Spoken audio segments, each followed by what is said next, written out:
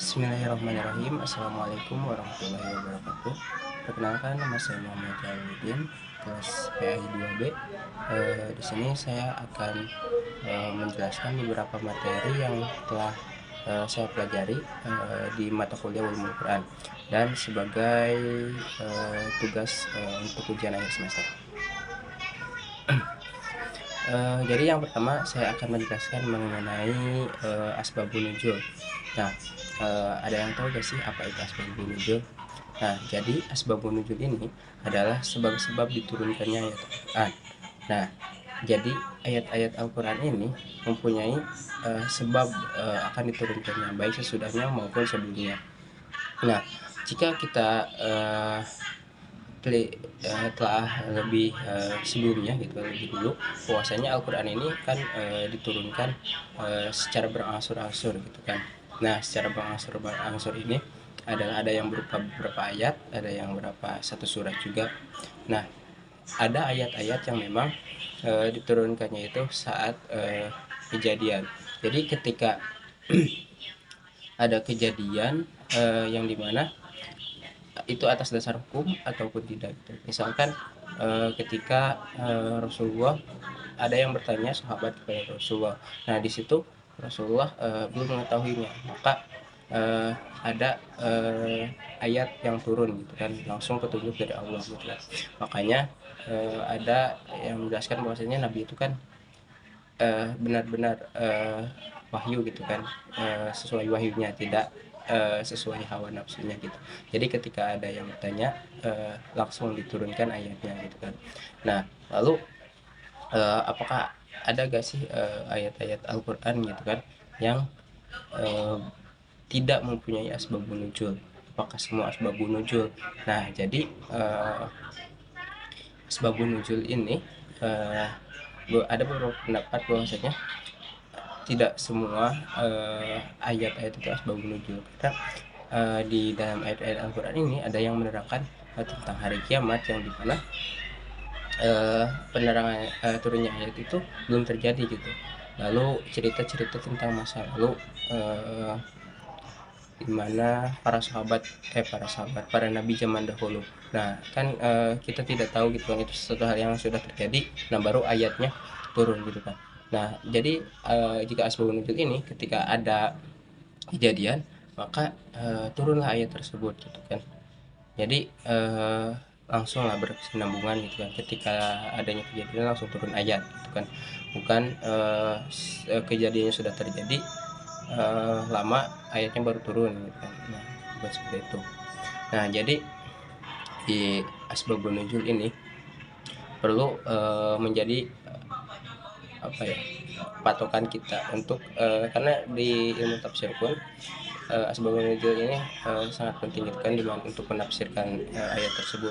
Karena seperti yang sudah sering kita dengar gitu kan, mengenai ayat-ayat yang itu tuh harusnya turun tentang permasalahan di situ gitu kan, yang cuman suka dijadiin dalil-dalil untuk sekarang, seperti kalau nggak salah tentang surat An-Nisa yang mengenai boleh beristri 4. Nah, kalau nggak salah itu juga masalah tentang bahwasanya asbabun nuzulnya itu dulu para lelaki-lelaki, para suami-suami pada zaman itu kan ikut perang. Nah, jadi pas perang di situ tuh banyak yang meninggal gitu di peperangan. Nah, lantas banyak gitu kan janda-janda yang gitu kan, yang membutuhkan dibiayai gitu kan, sedangkan suami-suaminya itu ikut perang dan juga gugur gitu. Makanya dipersilahkan untuk menikahi para janda-janda tersebut gitu kan, boleh memiliki istri maksimal 4 gitu kan. Dan itu pun bukan suatu hal yang diwajibkan gitu kan, karena kalau dilihat dari asal nuzulnya seperti itu gitu kan. Nah, mungkin itu saja gitu kan mengenai asbabun nuzul yang mungkin saya dapat gitu kan dari mata kuliah ulumul Quran gitu. Dan asbabun nuzul ini memang sepertinya sangat mudah dipahami gitu kan untuk beberapa orang, karena asbabun nuzul ini mengenai ayat-ayat Al-Quran gitu kan, tentang bagaimana turunnya ayat Al-Quran gitu kan, walaupun masih harus ditelaah lebih dalam lagi gitu. Ya mungkin akan dilanjut kepada materi yang selanjutnya di masih untuk mata kuliah ulumul Quran. Oke, selanjutnya kita kembali ke materi yang masih di materi ulumul Quran, yaitu yang kedua tentang materi atau mata kuliah mengenai muhkam mutasabih. Nah, jadi beberapa uh, kali mungkin ada orang-orang yang pernah mendengar gitu kan tentang muhkam mutasabih gitu kan. Apa sih muhkam mutasabih itu? Nah, apa sih ayat muhkam mutasabih itu? Nah, jadi ayat-ayat muhkam mutasabih ini adalah ayat-ayat uh, ada ayat-ayat muhkam dan ayat-ayat mutasyabih atau mutasyabihat gitu kan. Nah, apa sih ayat-ayat muhkam itu? Nah, jadi kalau ayat-ayat muhkam itu secara sederhananya adalah ayat-ayat yang dimana ayatnya ini bisa bukan terbaca tapi bisa kita ketahui secara gamblang tanpa harus adanya pentakwilan gitu kan, bukan hal-hal yang metafora gitu kan, sifatnya metafora. Nah, sebaliknya berbeda dengan ayat-ayat mutasyabihat yang dimana ayat-ayat ini memerlukan pentakwilan gitu kan, atau bahkan hanya tafsirannya itu hanya Allah yang tahu gitu kan. Nah, seperti itu. Jadi ayat-ayat muhkam ini ayat-ayat yang memang sudah banyak sudah tidak perlu ditafsiri lagi gitu kan, ayatnya itu jelas gitu kan, tanpa ada hal-hal yang metafora gitu kan. Nah, kalau mutasabihat berarti sebaliknya, ayat-ayat ini perlu pentakwilan yang dimana harus ditakwil oleh orang-orang para penafsir gitu kan. Nah, apa sih contohnya daripada ayat-ayat muhkam gitu kan yang sudah jelas gitu kan, bisa berbentuk perintah atau bukan bisa termasuk perintah, bisa juga ajakan seperti ya ayuhan nas ya ayyuhalladzina amanu gitu kan. Nah, ayat muhkam itu ya ayuhan nasu budu ya ayuhan nasu budu ladina khalaqakum waladina min qablikum la'alakum tattaqun gitu kan. Nah, jadi ajakan untuk kita gitu kan, ya ayyuhalladzina jama'an beriman gitu, wakumul ladina khalaqakum, atau bisa jadi wa aqimus sholata wa atuz zakata wa aqimus sholata, dan ada tegakkanlah sholat, wa aqimus sholata wa atuz zakata, dan tunaikanlah zakat. Nah, gitu. Jadi itu adalah ayat-ayat yang muhkam gitu kan, yang dimana ayat-ayatnya ini sudah jelas gitu kan apa yang dimaksud daripada ayat tersebut gitu kan. Nah, berbeda dengan ayat-ayat yang mutasyabih gitu kan. Ayat-ayat ini perlu ada tafsiran yang ya tentunya oleh ahli tafsir gitu kan, harus perlu pentafsiran karena ayatnya ini belum tahu maknanya itu kemana gitu kan. Seperti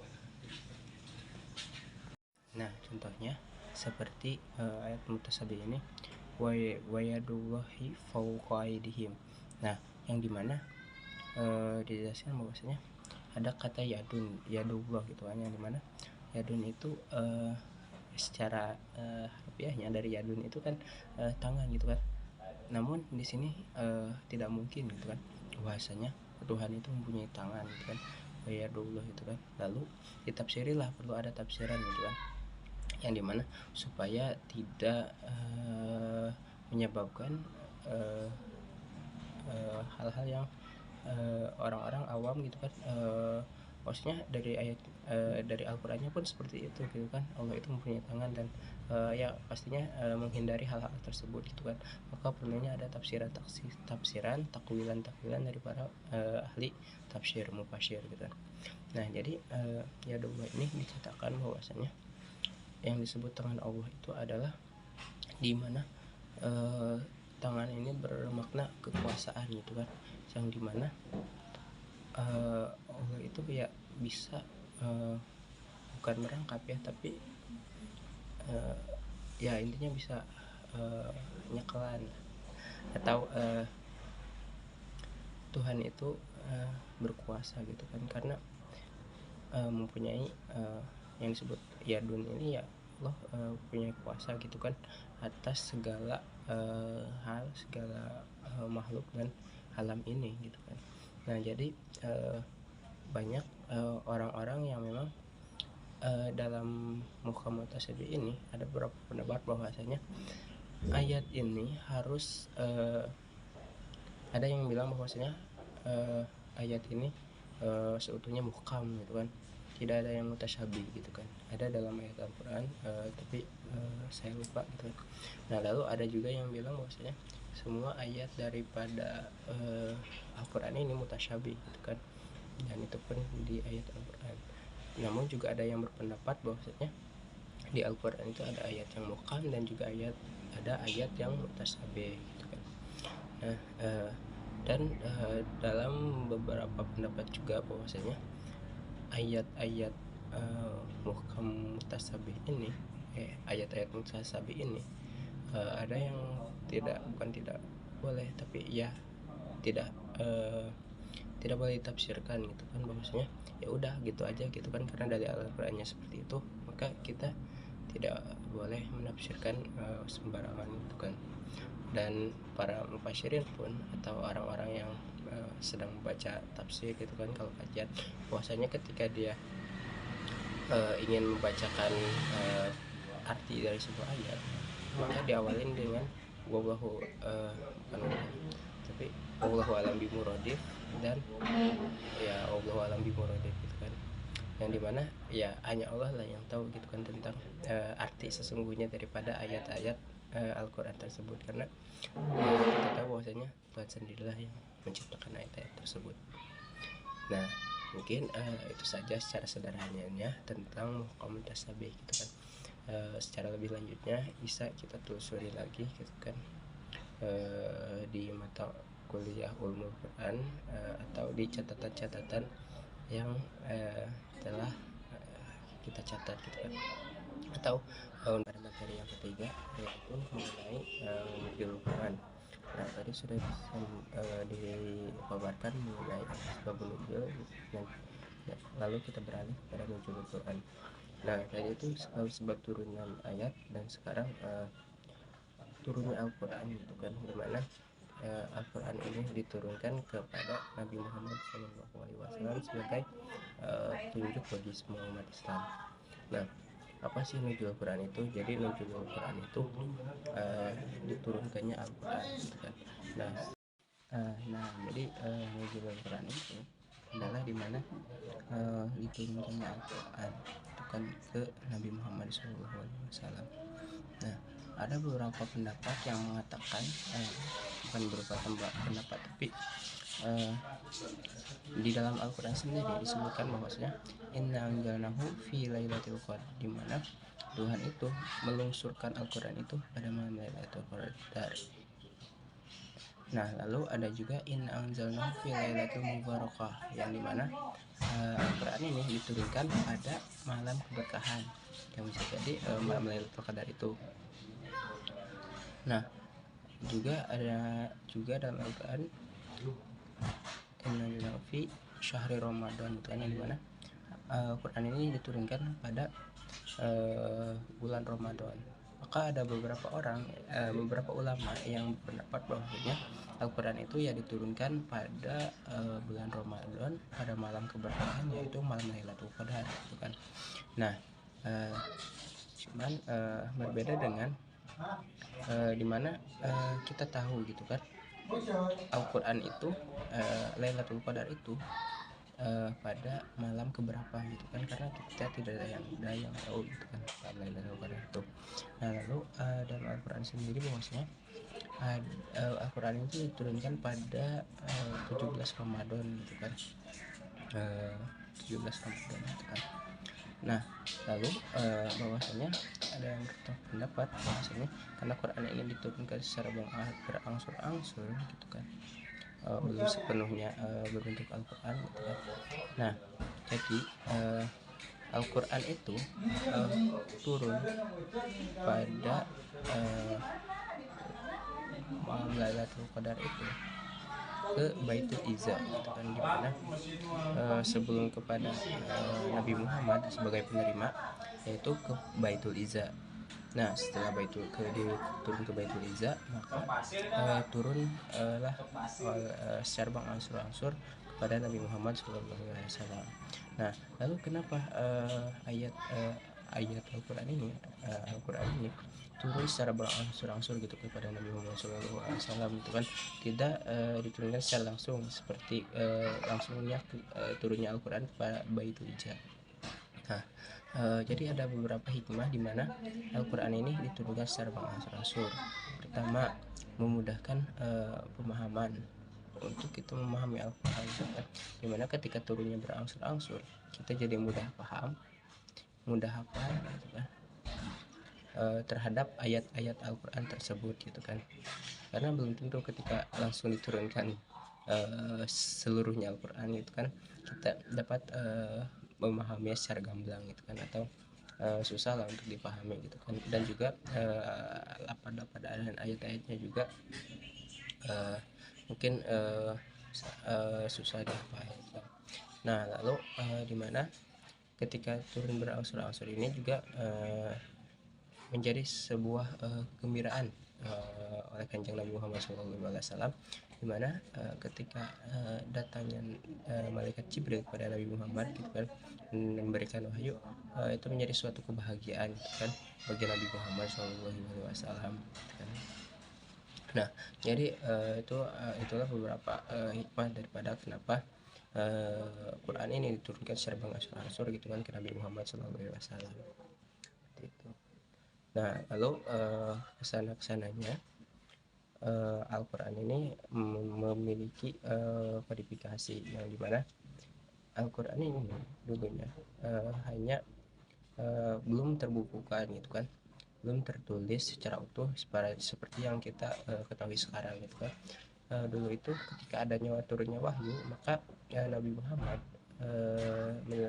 menyuruh kepada sekretarisnya itu, kalau nggak salah Zaid bin Sabit ya, yang dimana menuliskannya di dalam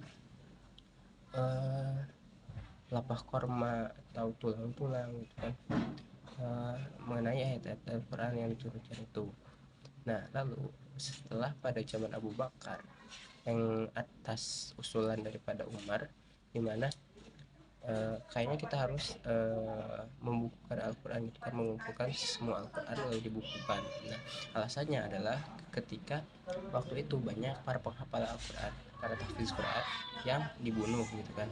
Nah jadi usulanlah Umar kepada Abu Bakar yang saat itu sebagai khalifah untuk membukukan daripada Al-Quran tersebut. Nah cuman berhasil dibukukannya itu secara gamblangnya itu pada zaman Khalifah Utsman bin Affan.